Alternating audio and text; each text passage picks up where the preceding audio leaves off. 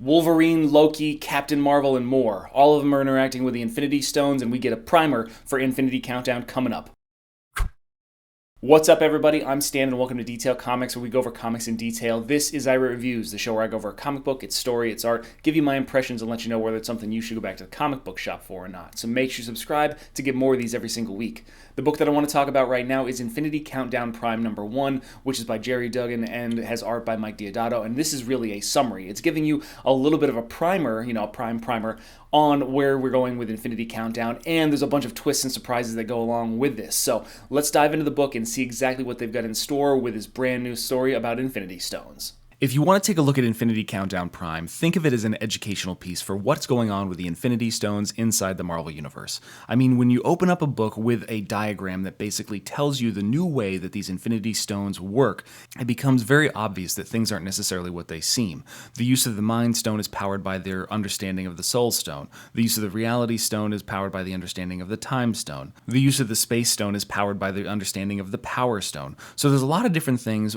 Basically, your interpretation, your understanding, your ability to manipulate these various pieces of the universe on your own determine how well you can use these other stones. But that's not the important thing, because we want to jump into the person that already has an Infinity Stone, and that is Wolverine. And who is Wolverine facing down but a bunch of different Ultron versions and bots? First off, we thought it was the Wolf, but really it's Wolverine just going to town on these Ultron bots, tearing them limb from limb, and really showing off some of his new powers.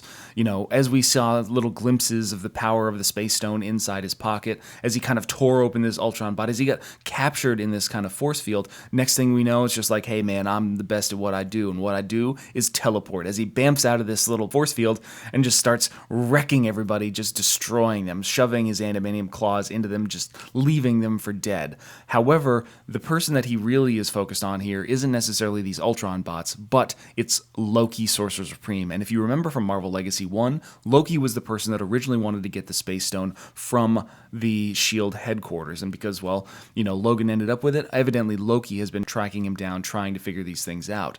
He tries to make sure that it's Logan by, the healing factor. However, Logan has some very different ideas and shoves his claws directly into his skull to the point where you can see his eyeballs popping out of his head.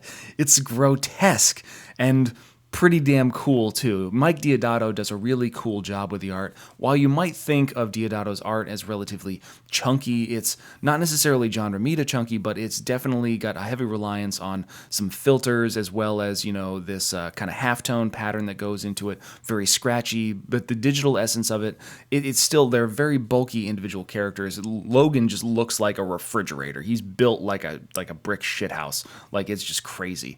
But this giant kind of argument ensues between Logan and between Loki about what's the best way to take care of these Infinity Stones. Ultimately, with Logan deciding that, if I run across more Infinity Stones, I got one in my pocket and I got more pockets. Loki, of course, is going to have to go take care of other things at this time. Then we kind of jump over to see where other stones are. We see that there's a few people that are, in possession of them that might not necessarily need to have them. We've got a common criminal who's cheating at various things, or, basically taking the power of the Mind Stone and turning it into fortune for himself. You've got a situation where Captain Marvel found it in an alternate reality. She found our Reality Stone, or the 616 Reality Stone, inside a different universe. And there's a distinct possibility that other Captain Marvels, the Monica Rambeau Marvel, the Marvel Marvel, they're all holding an Infinity Stone in their hands in their own alternate versions of their universe. So there's 3 stones down. The Power Stone still being guarded by the Guardians of the Galaxy while they're trying to take out the fraternity of Raptors. Gamora is still fighting with Peter Quill about whether they're going to take on the Soul Stone, and the small portion of the Guardians of the Galaxy that are left are there just listening.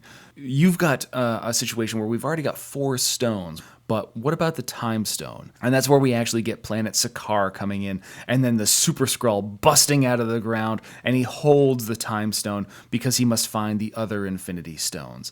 And then you've got a situation where Adam Warlock is resurrected. If you read Infinity Countdown, Adam Warlock, you know that he was entombed by Kang inside an ancient Egyptian tomb to be resurrected at the time when is necessary, so that way he can pop into the reality and help defend against the powers of the Infinity Stones. So he erupts from his sarcophagus, to the surprise of everybody that's basically touring this entire facility. But we can jump right over to Thanos, who is still exerting dominance over the Chitauri. And the Chitauri are essentially aligned to overthrow Thanos at the nearest opportunity. We get to what looks to be the surface of Ego, the living planet, where we see the Magus. Of course, there's a shadowy figure behind the Magus, and we don't necessarily know who this is until he thrusts his arm through the Magus's body, unleashing hell on earth onto this guy, basically puncturing him and destroying him. And the Soul Stone kind of erupts from the Magus's hand, and we find out that it is Hank Pym Ultron. So while the Ultron bots were trying to take down Wolverine with the Space Stone, Ultron himself, with Hank Pym, had actually tracked down the Soul Stone and were taking it for possession of themselves. It was such a huge twist to see Hank Pym Ultron kind of come into this. After playing a small role inside Secret Empire, it was really interesting to see what Jerry Duggan's going to be doing with this character and kind of bringing him back to the forefront of Marvel Comics in a story as important as something about the Infinity Stones. As he holds the Soul Stone in his hand, saying he will be unstoppable, he will rewrite the entire universe as he gets the rest of the Infinity Stones. So now it's a race. It's a race to see exactly who can gather the Infinity Stones and what kind of consequences we have.